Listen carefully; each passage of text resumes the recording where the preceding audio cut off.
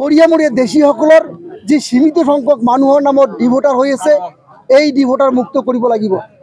গড়িয়ামৰীয়া দেশীসকলৰ ভূমিহীন মানুহখিনিক মাটিৰ পট্টা প্ৰদান কৰিব লাগিব। অন্যথাই কিন্তু এই আন্দোলন আৰু দুগুণে বৃদ্ধি পাব। আমি মাননীয় মুখ্যমন্ত্ৰী মহোদয়ক আপোনালোকৰ জৰিয়তে ক'ব বিচাৰিছোঁ, মাননীয় মুখ্যমন্ত্ৰী মহোদয়, আপুনি আমাক খিলঞ্জীয়া ঘোষণা কৰিছে।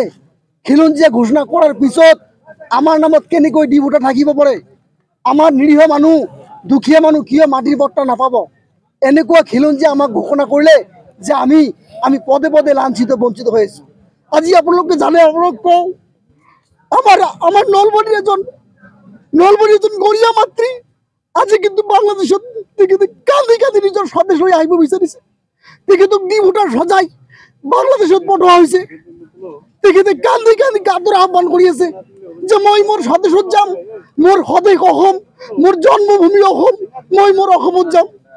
আপোনালোকে দেখিছে আমাৰ এজন দেশী মহিলা, দেশী মাতৃ এই গৈ বজাৰৰ, তেখেতকো কিন্তু আজি বাংলাদেশত ডিভোটাৰ সজাই পঠোৱা হৈছে। মাননীয় মুখ্যমন্ত্ৰী মহোদয়, আমাৰ ওপৰত কি ন্যায় কৰিছে আপুনি? এনেকুৱা ন্যায় আমাক নালাগে। আমাৰ মানুহ মাটিৰ পট্টা নাপায়, আমাৰ মানুহ ডিভোটাৰত ভুগি আছে। আপনি এইবিলাক সমাধান কৰক। অন্যথায় কিন্তু আমি মনে মনে বহি নাথাকো। আপনি না ভাবিব যে এই দেশী জনগোষ্ঠীৰ নিৰীহ মানুহখিনি আন্দোলন কৰিব নোৱাৰে। আপনি এইটো কেতিয়াও নাভাবিব। প্ৰতি ঘৰ দেশী মানুহ ওলাই আহিব ৰাজপথত। যি হ'ব হ'ব, লাঞ্ছিত বঞ্চিত হৈ আছো, হৈ থাকিম, লাগিলে আপুনি ৰাজপথ ঘূৰি আহিব। তথাপিও আমাক এনেকুৱা অত্যাচাৰ অন্যায় আমি আৰু সহ্য নকৰোঁ। আপোনাৰ ওপৰত আমি হতাশ হৈছোঁ মাননীয় মুখ্যমন্ত্ৰী মহোদয়, আমি হতাশ হৈছোঁ।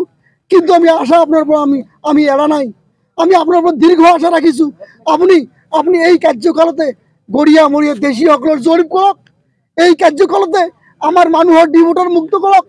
এই কাৰ্যকালতে আপুনি আমাৰ নিৰীহ মানুহখিনিক আপুনি ডিভোটাৰ মুক্ত কৰাৰ লগতে আমাৰ মানুহক মাটিৰ পট্টা প্ৰদান কৰক। আজি এইখিনি লৈ 2 ঘণ্টীয়া অৱস্থান ধৰ্মঘট লৈছোঁ আৰু গোলকগঞ্জ CDCৰ জৰিয়তে কিন্তু আমি স্মাৰক পত্ৰ মাননীয় মুখ্যমন্ত্ৰীক কৰিম।